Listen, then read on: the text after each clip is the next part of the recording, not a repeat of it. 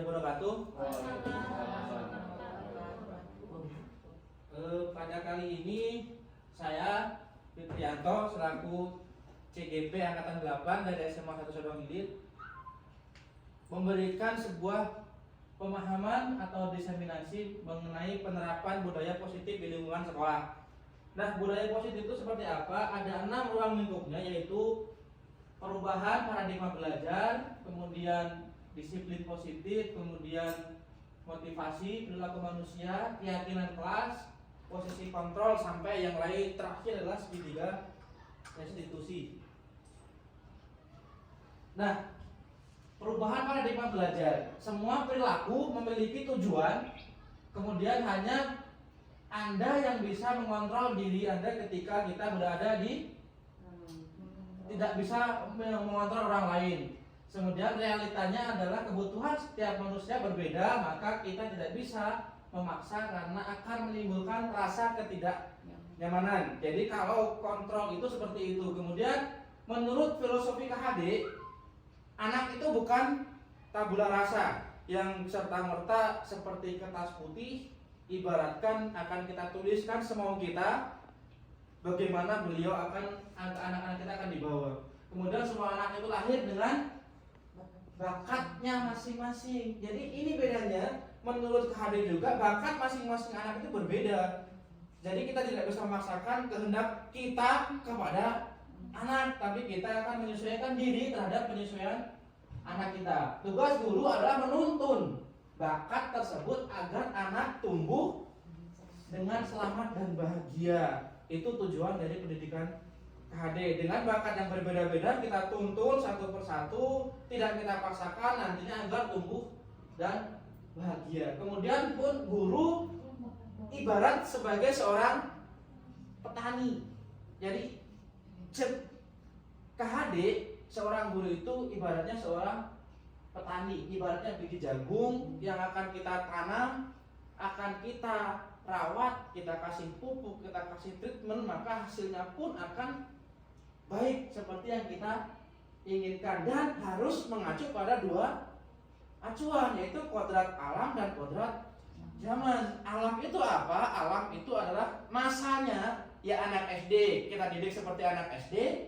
Kodrat zaman ya zamannya kita, zaman anak-anak. Kalau sekarang zamannya pakai gadget, ya tidak mau nggak mau kita harus terbiasa dengan anak menggunakan gadget. Dan yang terakhir juga itu harus berpihak pada murid, bukan berpihak pada guru. Jadi seakan-akan kita sebagai seorang pendidik, seorang guru itu harus memberikan keperpihakan terhadap murid. Bukan murid menuruti keinginan kita, tapi kita harus menuruti keinginan murid. Bagaimana gaya belajarnya, bagaimana minat belajarnya, bagaimana kondisinya, itu harus menyesuaikan terhadap murid kita. Nah, budaya positif itu adalah sebuah nilai-nilai, keyakinan-keyakinan, dan kebiasaan-kebiasaan di sekolah yang dapat diyakini dan berpihak pada murid, sehingga nantinya akan menimbulkan rasa tumbuh kembang dan rasa nyaman ketika anak belajar. Jadi menimbulkan suasana nyaman, menimbulkan suasana senang ketika mereka berada di lingkungan sekolah. Itulah yang dinamakan dengan budaya positif, saling menghormati. Mereka pun kita antar sama guru, kemudian kita dengan anak murid kita, kemudian bertanggung jawab dan yang lainnya. Nah, disiplin positif ini berasal dari kata disiplin yang artinya belajar. Kemudian kecenderungan umumnya menghubungkan kata disiplin dengan ketidaknyamanan. Contohnya kesiswaan. Tidak boleh datang terlambat, tidak boleh tidak boleh bolos, tidak boleh apa dan tidak boleh apa. Dan itu menimbulkan rasa tidak nyaman. Disiplin itu pasti tidak nyaman. Padahal yang sebenarnya adalah disiplin itu bisa membuat orang menggali potensinya, kemudian nanti akan menuju sebuah tujuan mulia mengenai apa yang dihargai, yaitu berupa nilai-nilai kebajikan. Itu bedanya. Nah, nilai kebajikan itu apa? Nilai kebajikan adalah nilai yang diyakini oleh seseorang bahwa itu baik. Jadi kita tidak menggunakan lagi paradigma yang negatif. Jadi kata-kata negatif itu harus dihilangkan dalam nilai-nilai kebajikan.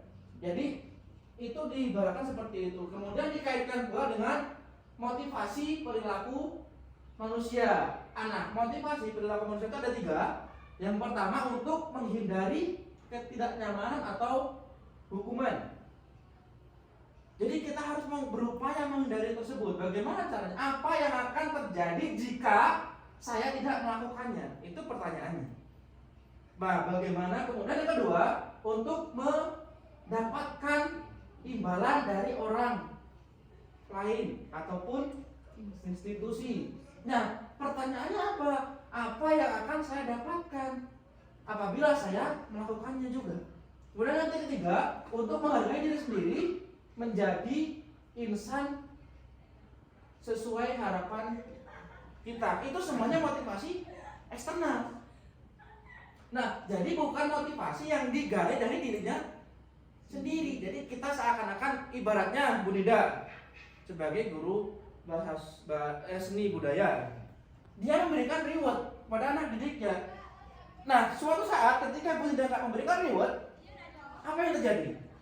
Motivasi anak kan berkurang.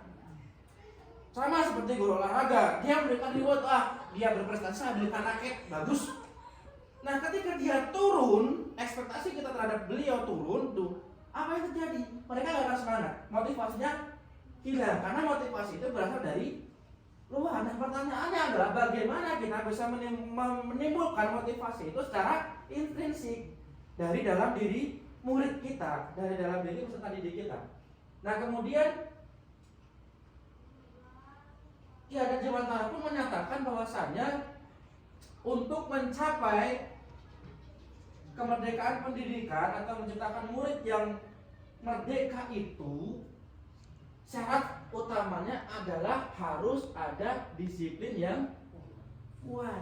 Nah, disiplin yang kuat itu terbentuk dari dalam diri masing-masing dari peserta didik kita. Contohnya, Bu Nida selaku pernah nyanyi, diawali dari kata-kata paksa bisa biasa.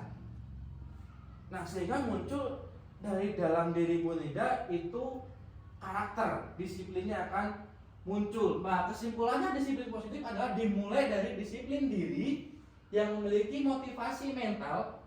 Jika internal, jika tidak memiliki motivasi internal, maka memerlukan pihak lain untuk mendisiplinkan mereka. Jadi intinya seperti itu. Yang saya katakan tadi, bahwasanya harus memiliki motivasi secara internal yang dinamakan motivasi intrinsik kita. Bukan dengan reward, bukan dengan hukuman kita bisa mendisiplinkan seseorang, tapi bagaimana kita bisa menciptakan upaya sadar mereka itu disiplin. Nah, ini yang jadi PR di pendidikan, terutama bagi kita sebagai kalangan guru. Nah, contohnya di sini adalah bagaimana menciptakan disiplin positif itu muncul motivasi intrinsik siswa. Nah, itu kan yang jadi pertanyaan. Karena kebanyakan dari selama ini motivasi itu muncul dari ketika ada reward, ada punishment. Nah, menurut KHD, 2 itu salah. Tidak boleh ada reward, tidak boleh ada punishment. Kenapa? Karena nanti ketika salah satu unsurnya dihilangkan, maka apa yang terjadi? Motivasi murid kita akan berkurang atau bahkan hilang. Contohnya, Bu Seni yang selalu memberikan reward suatu saat Bu Seni gak punya uang, gak ada rewardnya, mereka acuh, gak akan pernah mengerjakan. Karena kenapa? Karena dia belum memunculkan motivasi dalam diri mereka masing-masing. Jadi hukuman, penghargaan itu bukan cara yang terbaik. Lalu apakah ada cara yang lebih baik? Menurut ini ada. Nah, ini contohnya. Contoh kasusnya kecil gitu. Kalau kamu nggak beresin mainanmu, nggak ada jatah uang buat kamu atau jatah kue buat kamu. Itu bisa jadi.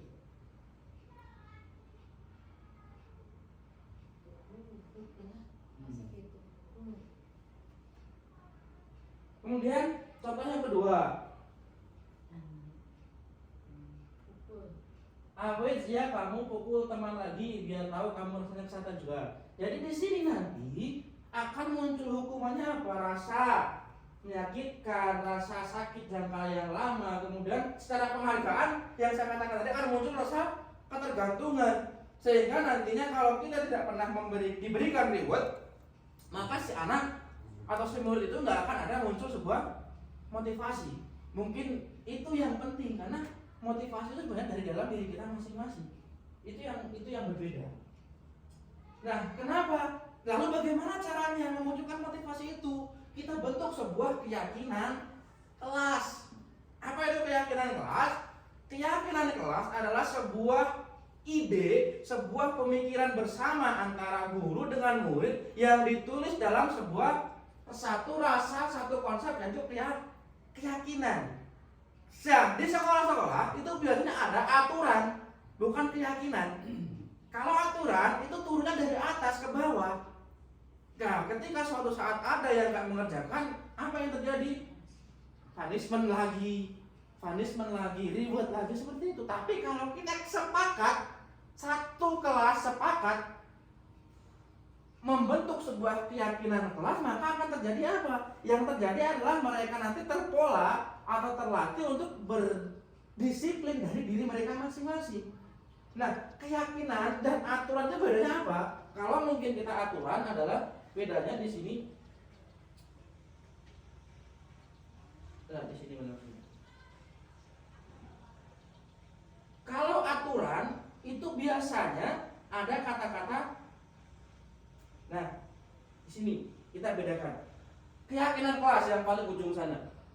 Dilarang mengganggu orang lain. Kan ada kata-kata di larang. Nah, itu negatif. Jadi kita semampu mungkin berusaha menghindari kata-kata tidak pernah, dilarang, jangan, itu jangan pernah dipakai. Tapi menggunakan kata-kata yang positif. Contohnya apa? Saling menghargai. Kemudian selalu kembalikan mudah pada tempatnya. Apa keyakinan kelasnya? Tanggung jawabnya. Kemudian hadir tepat waktu, ya kan? Hadir tepat waktu, bukan jangan datang terlambat. Tidak boleh datang terlambat, tapi harus hadir tepat waktu. Kemudian berdoa sebelum pelajaran, itu komitmen. Kemudian ada juga tidak berbohong atau menyontekkan salah, karena itu tidak menggunakan kata-kata yang negatif. Itu harus dihindari sedikit mungkin. Nah, keyakinan kelas ini didasarkan pada apa? Didasarkan pada 5 kebutuhan dasar manusia. Kebutuhan dasar manusia itu apa? Itu bertahan hidup, kemudian cinta dan kasih sayang, penguasaan kebutuhan atau pengakuan atas kemampuan, kebebasan, dan yang terakhir yaitu kesenangan. Itu dasarnya. Ini contohnya nggak perlu. Nah, kemudian kita sebagai guru juga itu ada 5 posisi kontrol. 5 posisi kontrol itu yang menentukan apakah kita akan memberikan apakah kita akan dianggap murid itu guru yang selalu dijaputi karena dia memberi hukuman, atau kita menjadi guru yang bisa menjadi manajer bagi murid kita, mengarahkan pada murid kita sehingga nantinya mereka berbuat yang lebih baik. Itu bedanya. Apa saja maksudnya? Contohnya nah, di sini jelas penghukum, pembuat merasa bersalah, teman, pemantau, atau manajer. Ini 5 posisi ini sangat menentukan terhadap kita bagaimana kita menentukan budaya positif di sekolah. Apakah kita sebagai guru yang identik dengan menghukum, selalu dengan hukuman, contohnya kamu selalu sudah terlambat, selalu pasti, selalu yang terakhir datang. Jadi seakan-akan kita nggak mau tahu kondisi siswa kita. Walaupun, nah itu yang apakah kita akan menjadi guru yang seperti itu, ataupun yang kedua membuat merasa bersalah. Contohnya bagaimana? Kamu ini bagaimana? Kamu sudah berjanji kok untuk tidak melakukan lagi, tapi kok kamu lakukan lagi. Jadi seakan-akan murid kita itu selalu salah dan salah. Kemudian yang ketiga, yang lebih baik lagi adalah guru sebagai teman. Ya sudah, tidak apa-apa, duduk dulu sana, mungkin dengan seperti itu. Ini resikonya adalah nanti suatu saat ketika kita jauh dengan si anak murid ini akan merasa, bapak mah udah gak care lagi, ibu mah udah gak care lagi ini. Pasti seperti itu. Baik awalnya, karena kita merangkul mereka sebagai teman. Tapi ketika suatu saat kita merasa, oh kita ada prioritas lain nih, ini yang merasa yang di-carry sama kita itu nantinya akan terjadi apa? Oh tadi yang kita tegur seperti itu. Kalau kita jauh, si bapak mah udah nggak perhatian nih sama saya, si ibu nggak perhatian nih sama saya, seperti itu. Lalu yang keempat, apakah kita hanya sebagai pemantau saja? Pemantau atau tugas memonitor bagaimana peraturannya apa, sanksi dan konsekuensinya apa. Jadi kita cuma memantau saja. Atau yang kelima, kita menjadi seorang manajer. Manajer itu seperti apa? Dan kita akan mencari tahu apakah kamu tahu kesalahanmu apa. Kemudian kita akan rubah mereka ke arah yang lebih baik dari sebuah kesalahan. Nah, untuk melakukan itu melalui segitiga restitusi. Nah, segitiga restitusi itu apa? Restitusi adalah proses menciptakan kondisi bagi murid untuk kembali pada kelompok mereka dengan karakter yang lebih kuat. Itu menurut dosen. Restitusi bukan untuk menebus kesalahan. Restitusi adalah sebuah tawaran, bukan paksaan. Lebih fokus pada solusi dan mengembalikan murid yang bersalah pada kelompoknya. Jadi akan semakin baik lagi ke depannya. Nah, segitiga restitusi itu ada 3 hal. Yang pertama, validasi tindakan yang salah. Kemudian menstabilkan identitas dulu.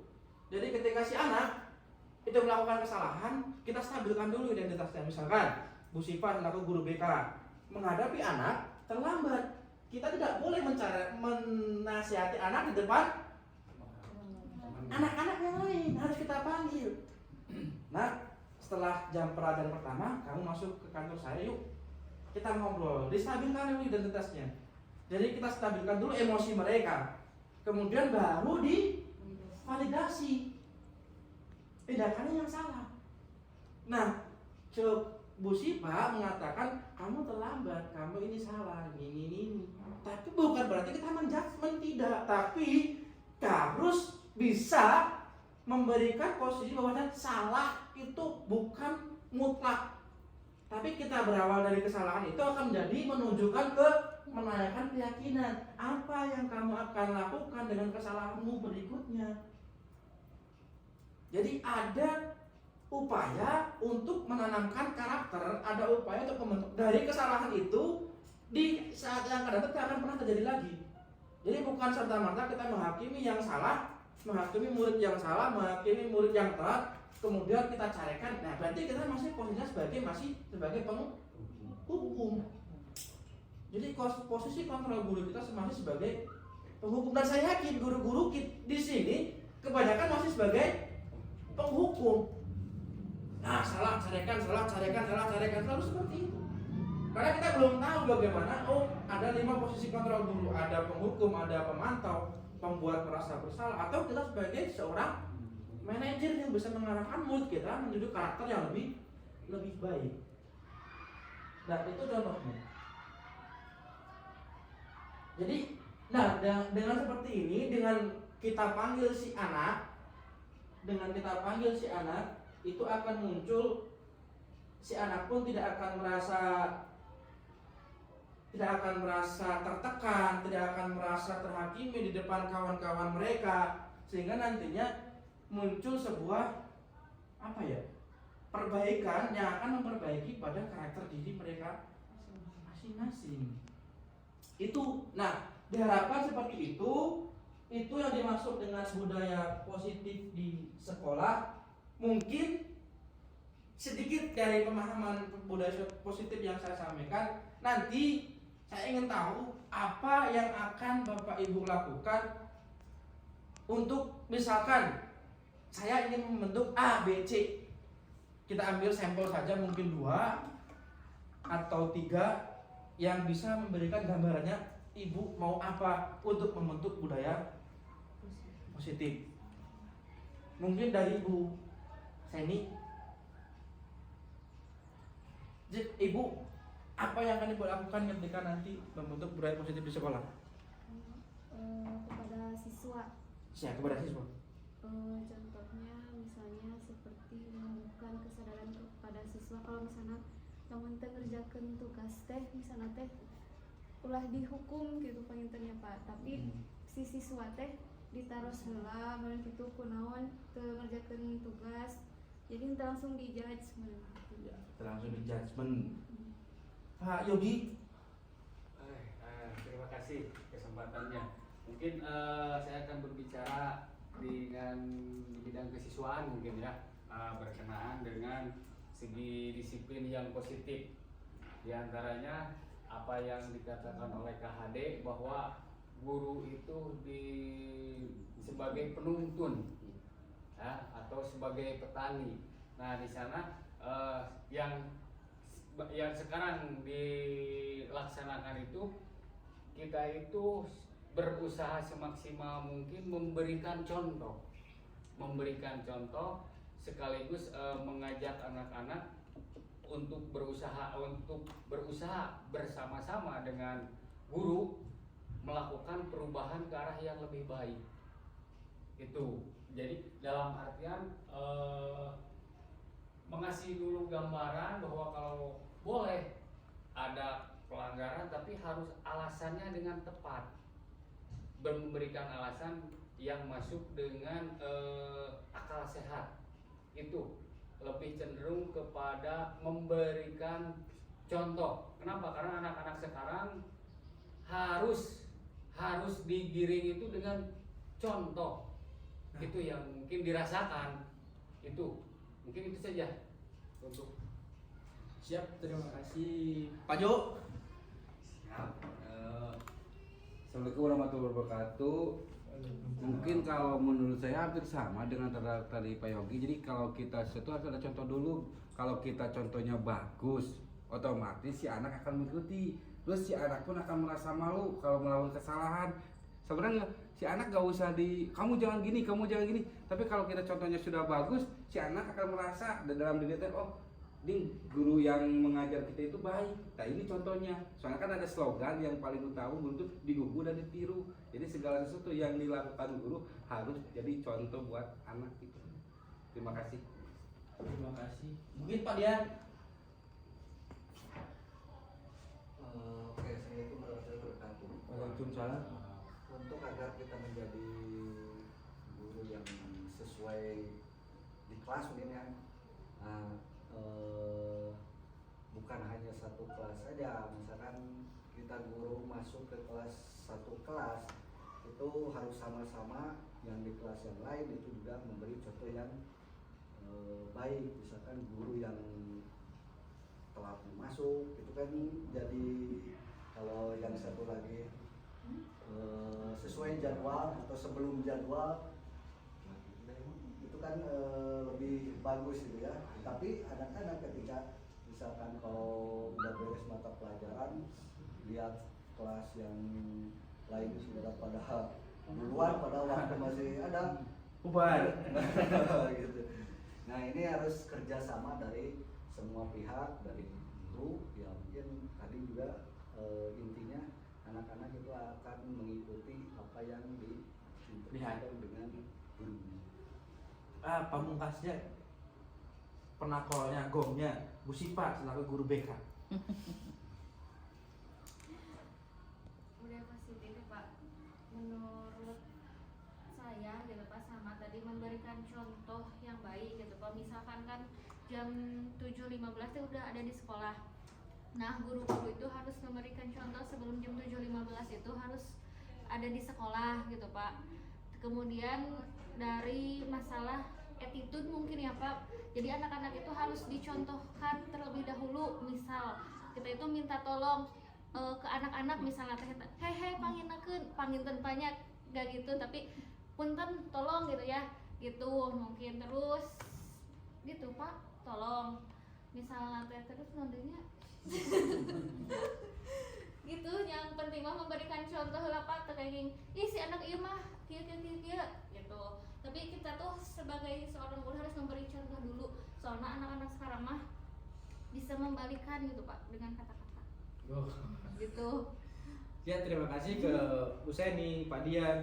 Pak Yogi, Pak Johan, dan Bu Siva. Jadi intinya adalah dengan membentuk budaya positif di sekolah, kita akan bisa menanamkan nilai-nilai kebajikan yang diyakini oleh murid bahwasanya itu baik.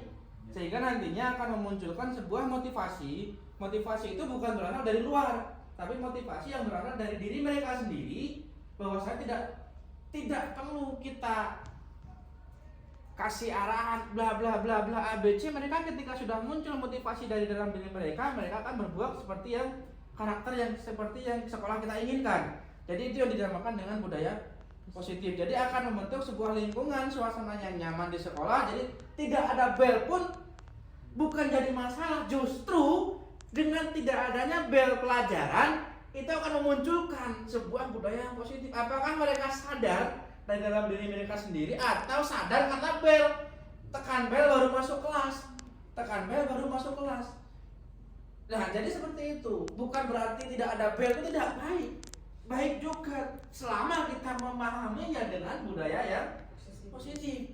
Itu intinya. Nah budaya positif itu terbentuk dari apa? Dari 5 kontrol guru yang berdasarkan 5 kebutuhan dasar manusia tadi, bahwasanya manusia itu butuh senang, butuh bebas. Nantinya caranya bagaimana? Melalui sebuah segitiga yang namanya segitiga restitusi. Bagaimana kita bisa memberikan pemahaman dengan kesalahan, bukan berarti kesalahan itu adalah keburukan, tapi dengan sebuah kesalahan kita akan bisa membentuk murid kita ke arah yang lebih baik lagi untuk mereka, dirinya sendiri maupun di gengnya. Karena ketika kesalahan itu pasti anak-anak itu masal, bukan satu orang. Geng A telat kabeh, geng A, geng B telat semuanya. Jadi tidak hanya memberikan satu dampak ke diri mereka secara individu, tapi akan memberikan dampak yang kuat terhadap kelompoknya. Nah ini yang diharapkan dari sebuah budaya positif di sekolah, dengan membentuk sebuah suasana lingkungan belajar yang nyaman, yang senang nantinya, sehingga nanti yang diharapkan oleh KHD pendidikan itu orientasinya kepada dua hal, kebahagiaan dan pertumbuhan yang benar-benar mereka inginkan. Jadi bukan seperti ibaratnya gelas kosong kita tuangkan air sampai penuh. Kalau gurunya pintar mungkin gelasnya akan penuh, tapi kalau gurunya bodoh setengahnya nggak nyampe. Jadi bukan berarti mutlak hanya sekarang kita menginginkan subjeknya itu teacher center, tapi kita harus mengganti pola pikir dan pola ajar kita bahwasanya sekarang subjek pembelajaran adalah murid atau yang berorientasi pada murid, student center. Jadi murid pun dengan pembelajaran berdiferensiasi, punya karakter, punya minat, punya daya olah pikir yang berbeda-beda, kita tidak bisa memaksakan satu tugas itu bentuknya satu. Misalnya A, kamu harus bikin A, silakan kita bisa memberikan kebebasan. Oh ini si anak yang suka video, si anak yang suka gambar, mereka bisa menggunakan ekspresi mereka untuk menyelesaikan sebuah tugas yang kita berikan, sehingga nantinya hasilnya pun akan lebih maksimal, akan lebih baik. Mungkin itu sedikit pemahaman yang dapat saya sampaikan mengenai budaya positif di sekolah. Kalau ada kurang lebihnya mohon maaf. Wassalamualaikum warahmatullahi wabarakatuh. Waalaikumsalam.